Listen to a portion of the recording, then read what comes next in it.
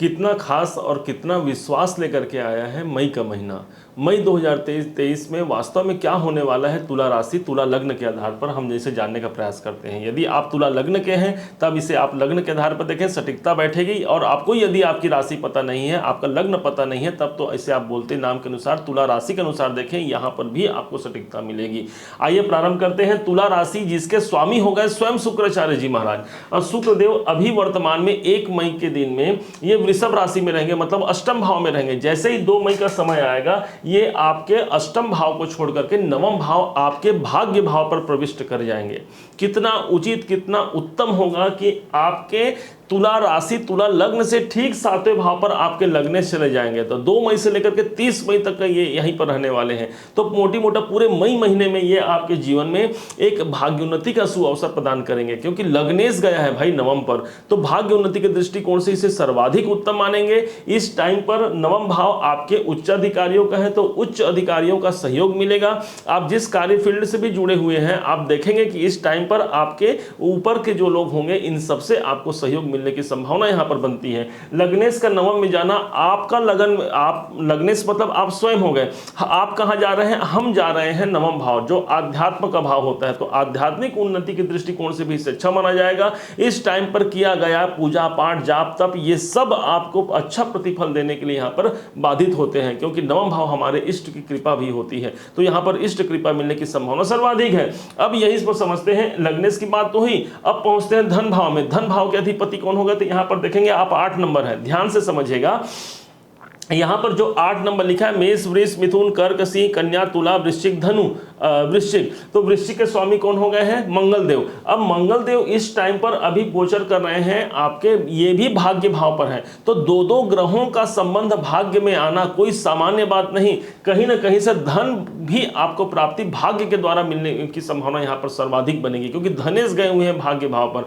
तो हमें भाग्य से धन की प्राप्ति, कब तक ये संकेत है? लेकिन जैसे ही 10 मई का समय आएगा, मंगल 10 मई को मिथुन राशि को छोड़ करके कर्क में प्रवेश कर जाएंगे। कर्क में जैसे ही जाएंगे तो आपका धनेश नवम भाव को छोड़ करके दसम भाव में आ जाएगा। दसम भाव वो भाव जो आपके कर्म का है, आपके करियर का है, आपका नेम फेम का है। इस भाव पर यदि मंगल देव आपके धनेश आते तो सीधा संबंध जोड़िए ना भाई, कि यहां पर आपका धन हो गया, ये आपके कर्म हो गए। तो धन को कहां ले गया? कर्म में ले गया। इसका मतलब सीधा सीधा यही होगा कि 10 मई के बाद आपके काम में आपको धन प्राप्ति की संभावना सर्वाधिक बन जाती है। आपने जो काम किया उसके अनुरूप आपको धन प्राप्ति की संभावना। और यही नहीं, धन भाव का स्वामी जब दसम में जाता है तो इस टाइम पर आप अपने काम के क्षेत्र में, अपने करियर में आप पैसे भी लगाते हैं। हो सकता है आपका बिजनेस हो और उस बिजनेस को ग्रो करने के लिए आप उसमें कुछ पैसे लगाएं, कुछ फर्नीचर खरीदें या कुछ भी हो सकता है। वहां पर आप कुछ पैसे लगा करके आप ग्रोथ देखने को मिल सकता है, क्योंकि धन भाव के स्वामी जब दसम में जाते हैं तो बिजनेस में पैसा लगता है और बिजनेस के द्वारा, हमारे करियर के द्वारा भी हमको लाभ प्राप्त होता है। अब पराक्रम भाव पर चलते हैं। आपका साहस कहां रहने वाला है? तो 9 नंबर है मेष वृष मिथुन कर्क सिंह कन्या तुला वृश्चिक धनु। धनु के स्वामी हो गए गुरुदेव। गुरुदेव इस टाइम पर आपके सप्तम में गए हुए हैं। सप्तम भाव वो भाव जो आपके व्यापार का भाव है, आपके जीवन साथी का भाव है। भाई जब पराक्रम भाव का स्वामी जब सप्तम में आता है तो हमारा पराक्रम कहां गया? हमारा पराक्रम अधिकतम गया है हमारे व्यापार की ओर। हम अपने व्यापार की उन्नति के लिए हम अपना पराक्रम दिखाएंगे। किस टाइम पर? ये तो पूरे गुरुदेव अभी 1 वर्ष तक पूरे रहने वाले हैं। मई की बात तो हटाइए, मई में तो ये यहीं पर रहेंगे और मई में तो अच्छा फल भी दे रहे हैं। हमने देखा कि गुरु के साथ में यहाँ पर राहु भी बैठे हैं, तो राहु और गुरु बैठ करके यहाँ पर सर्वाधिक एक योग बना देते हैं, गुरु चांडाल योग। आप देखेंगे गुरु चांडाल योग के प्रभाव के कारण आपको जहाँ पर सतर्कता की आवश्यकता है वो स्थान होगा आपके दाम्पत्य जीवन पर। थोड़ी सतर्कता की आवश्यकता पड़ेगी। हो सकता है इस टाइम पर आपके दाम्पत्य जीवन में और ज्यादा तकराहट आ जाए और ज्यादा परेशानियां बढ़ जाए। तो वहां पर आपको समझना है कि कैसे अपने जीवन साथी को प्रसन्न रखना है, कैसे सॉफ्टली तरीके से शांत स्वभाव बन करके आप वहां पर लाभ प्राप्त कर सकते हैं। माना जाता है कि गुरु जब यहां पर आते हैं, जब आपके तृतीय भाव के स्वामी आपके सप्तम में आएंगे तो आपका साहस, आपका पराक्रम बहुत सौम्य हो जाएगा। आप ज्ञान आ जाएगा आपके अंदर। क्यों आएगा? क्योंकि गुरु ज्ञान के कारक माने गए हैं। आप राहु गुरु के उस प्रभाव को समझने के लिए गुरु का हमने एक वीडियो बनाया था इसके पहले, गुरु का गंगा जल सभी समस्याओं का हल। यदि आपने अभी तक उसे नहीं देखा है तो जाकर के देखेंगे इस वीडियो के बाद में, और अगर देख लिया होगा तो दोबारा फिर से देखेंगे। कारण क्या है? कारण सिर्फ इतना है कि आपको गुरु और राहु के इस जो कुयोग को आपको सुयोग में बदलना है। तो वहां पर हमने अच्छे अच्छे उपाय बताए हैं तुला राशि तुला लग्न के आधार पर। अब बात करते हैं आपके चतुर्थ भाव। चतुर्थ भाव जहां पर 10 दिखा है, इसके स्वामी हो गए मकर, मकर के स्वामी हो गए शनिदेव। शनिदेव दो इंपॉर्टेंट हाउस के आपके स्वामी बने हुए हैं। ध्यान से समझिएगा कि एक तो चतुर्थ जहां पर 10 दिखा है, और एक तो 11 जहां पर शनिदेव बैठे हुए हैं। इसलिए इन दोनों घर के मालिक एक ही ग्रह बनते हैं, शनिदेव। शनिदेव चतुर्थेश होकर के पंचम में है, और पंचम में आकर के शनिदेव, हमने पहले भी कहा था, अब भी यही कहेंगे कि शनिदेव पंचम में आकर के आपकी कामनाओं को पूर्ति करने का यहां पर परम सुख सौभाग्य आपको प्रदान करते हैं। शनिदेव जब पंचम में आते हैं तब एक प्रकार से शनि देवता आपके ज्ञान में वृद्धि की बात करते हैं। आपके देखेंगे, आप स्वयं देखेंगे, शनि देवता यहां पर मई में ही नहीं पूरे 2.5 साल रहने वाले हैं। इसलिए आपकी ज्ञान में वृद्धि करने के लिए यहां पर आए हुए हैं। कार्य क्षेत्र कोई भी हो सकता है आपका, उस कार्य में ही आपकी वृद्धि होने वाली है। पंचम भाव मल्टीमीडिया है, आपके क्रिएटिविटी है, आपके कार्य, आपके मनोरंजन है, इन सब स्थानों पर शनि देवता आए हुए हैं। आप यकीन मानिए ये शनि देवता बहुत कुछ लेकर के आए हैं। और यही नहीं, शेयर मार्केट का भाव भी यही है, जो शेयर बाजार होता है, यहाँ से जुड़ करके भी शनि जब आते हैं तो शेयर बाजार से भी हमको लाभ की स्थिति बनाते हैं। क्यों? क्योंकि ये आपके त्रिकोण भाव पर आए हुए हैं। ये त्रिकोण भाव है, तो त्रिकोण भाव में शनिदेव अपने ही राशि पर आए हैं, इसलिए आपके लिए सर्वाधिक उत्तम। यही नहीं, लाभ भाव पर दृष्टि है तो लाभ की ओर आपको प्रेरित करेंगे, लाभ की दृष्टिकोण से इसे उत्तम मानेंगे। और एक दृष्टि, इनकी 10वीं दृष्टि धन भाव पर होने के कारण भी यहाँ धन लाभ की स्थिति भी यहाँ पर सर्वाधिक बनेगी। यदि अभी तक आपको लगता है कि मैं अपने कार्य को ऑनलाइन लेकर के जाऊं, तो लेकर के जाइए। आप फिल्म के द्वारा, वीडियो के द्वारा, किसी भी प्रयोजन के द्वारा अपने कार्य को आप लोगों तक पहुंचाइए। यकीन मानिए शनि आपसे सिर्फ और सिर्फ यही कहने आया है, आपके जीवन में बढ़ोतरी करने के लिए। अब जब अगले भाव की बात करते हैं, अगला भाव जो होता है आपके रोग ऋण शत्रु आपके कर्जों का होता है, जिसके स्वामी बनते हैं गुरुदेव। गुरुदेव कहाँ चले गए हैं? सप्तम में गए हैं। तो हमने फिर से यही बात फिर से कहते हैं कि गुरु का यह गोचर आपके लिए दाम्पत्य जीवन के लिए थोड़ा सा यहाँ पर आपको सजगता की आवश्यकता पड़ेगी।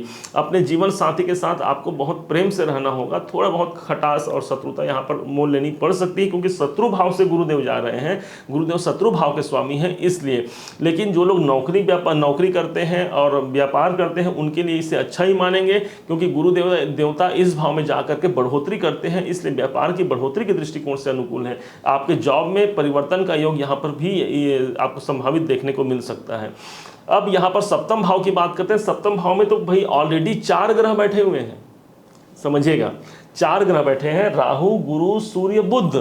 सप्तम भाव सबसे इंपॉर्टेंट इसलिए हो जाता है क्योंकि यही आपके करियर का भाव है, आपके बिजनेस का भाव है, आपके मित्रों का भाव है, आपके जीवन साथी का भाव है। अब इतने इंपॉर्टेंट हाउस पे 4 ग्रह की स्थिति, तो यहाँ पर थोड़ी बहुत उठापटक की स्थिति यहाँ पर देखने को मिल सकती है। ऑलरेडी 15 मई तक सूर्य देव यहीं पर हैं, और सूर्य राहु के साथ ग्रसित भी हो गए थे, जिसके कारण सूर्य ग्रहण पड़ा था 20 अप्रैल को आपने देखा। इसका प्रभाव बिजनेस पर, आपके जीवन साथी पर नेगेटिव पड़ा। लेकिन हमने उस एक वीडियो बनाया था जिसमें हमने लिखा था कि राहु का षड्यंत्र, सूर्य को ग्रहण, तो उसमें हमने बहुत अच्छे अच्छे उपाय बताए हैं इस सूर्य को मजबूत करने के लिए और राहु के प्रभाव को कम करने के लिए। फिलहाल आपको बता दें, सूर्य को मजबूत करना है तो 15 मई तक अभी सूर्यदेव यहीं पर रहेंगे, इसलिए थोड़ा सा आपको बिजनेस में, आपके जीवन साथी के क्षेत्र में थोड़ा सा निराशा या थोड़ा सा कम अच्छे फल की प्राप्ति होगी।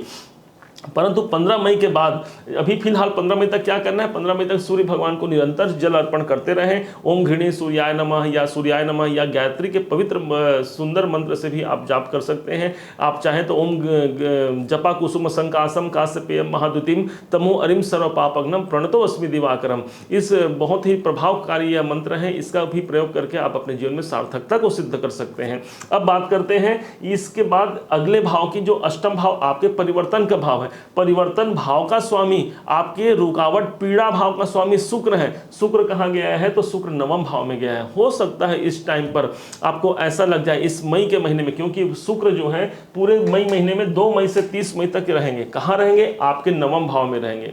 नवम भाव आपके भाग्य का भाव, हालांकि अष्टमेश होने के कारण यहाँ पर थोड़ी बहुत रुकावट आपको देखने को मिलेगी, परंतु आप ये मत भूलिए कि आपके लग्नेश है शुक्र, तो माना जाता है कि एक ही ग्रह एक ही ग्रह यदि 2 भाव के स्वामी हो और एक यदि केंद्र या त्रिकोण में पड़े तो अगला भाव जो 6, 8, 12 में पड़ता है उसका कुप्रभाव नहीं मिलता। इस हेतु आपको अष्टम भाव का कुप्रभाव नहीं मिलेगा, उल्टा बल्कि आपको आपके लगन का अच्छा फल मिलेगा। मतलब आपके पर्सनालिटी डेवलपमेंट होंगे, बातचीत करने की आपकी क्षमता बढ़ेगी, आप में आकर्षण क्षमता बहुत ज़्यादा बढ़ने वाली है। क्यों? क्योंकि शुक्र नवम पर आ रहे हैं, आपके लग्नेश नवम पर आ रहे हैं, मतलब उनको ज़्यादा बल मिलेगा ना भाई इस भाव पर। तो यहाँ पर आकर के आपके पिता से आपके संबंध को मधुर बनाएंगे। 2 मई से 30 मई के बीच आप देखिएगा पिता से हमारी संबंध मधुरता आएगी, भाग्य का साथ मिलेगा, उच्चाधिकारियों का भी सपोर्ट मिलने वाला है। यही आपके आध्यात्मिक उन्नति को दिखाता है। तो आध्यात्मिक क्षेत्र से भी जुड़ करके यहाँ पर आपको बहुत अच्छा रिजल्ट देने के लिए शुक्र आए हैं। मेरा मानना है कि सबसे ज्यादा इस शुक्र का जो पॉजिटिव रिजल्ट मिलेगा वो मात्र शुक्र आपको मतलब तुला राशि और वृषभ राशि दोनों को मिलने वाला है। इसलिए आप तुला राशि के हैं, तुला लग्न के हैं, शुक्र के इस गोचर का आप लाभ लीजिए। क्योंकि नवम भाव पर शुक्र आए हैं तो शुक्र क्या है? शुक्र पत्नी का कारक भी होता है। तो आपके भाग्योन्नति में सहायक हो सकती है आपकी पत्नी या आपके जीवन साथी। तो जीवन साथी के द्वारा आपकी भाग्योन्नति संभव है, आप ऐसा मानिएगा। अब पहुंचते हैं आपके करियर भाव। करियर भाव के स्वामी यहाँ पर 4 नंबर है, चंद्रमा है। चंद्रमा ऑलरेडी अभी लाभ भाव पर गए हैं तो करियर का लाभ भी यहाँ पर मिलने की संभावना 100% बनती है। यदि इच्छा पूर्ति की बात करते हैं, हमारी कामनाओं की सिद्धि की बात करते हैं तो इस भाव के स्वामी स्वयं सूर्यदेव बनते हैं। सूर्य स्वयं कहाँ बैठे हैं? तो सूर्यदेव बैठे हैं आपके सप्तम भाव पर। तो लाभ कहाँ दे दिया? तो सूर्य बैठे हैं व्यवसाय भाव पर, तो व्यापार लाभ, जीवन साथी लाभ। हालांकि ग्रहण योग की स्थिति में है, इससे थोड़ी सी रुकावट रहेगी। जैसे इस यहाँ पर सूर्य अपने 15 मई के बाद सूर्य अष्टम भाव पर चले जाएंगे तो एक परिवर्तनीय लाभ की स्थिति बन सकती है।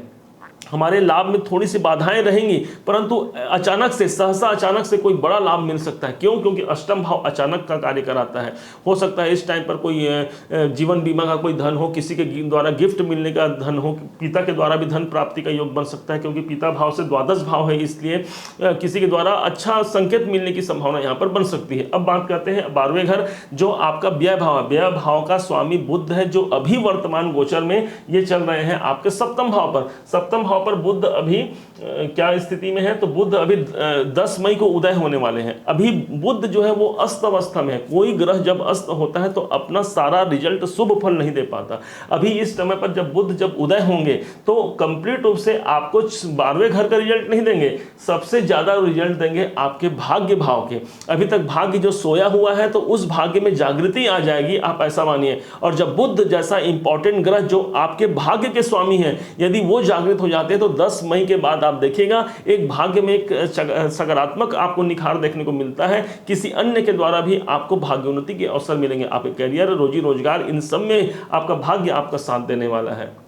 उम्मीद है आप सभी तुला राशि के जातक भाई बहन इसे बहुत अच्छे समझ पाए होंगे। यदि आपको मेरे समझाने का तरीका, मेरा प्रयास यदि आपको सार्थक लगा हो तो निश्चय ही आप एक लाइक और कमेंट जरूर कीजिएगा। आपके एक लाइक और कमेंट से हमें बहुत मोटिवेशन मिलता है भविष्य में और वीडियो बनाने के लिए।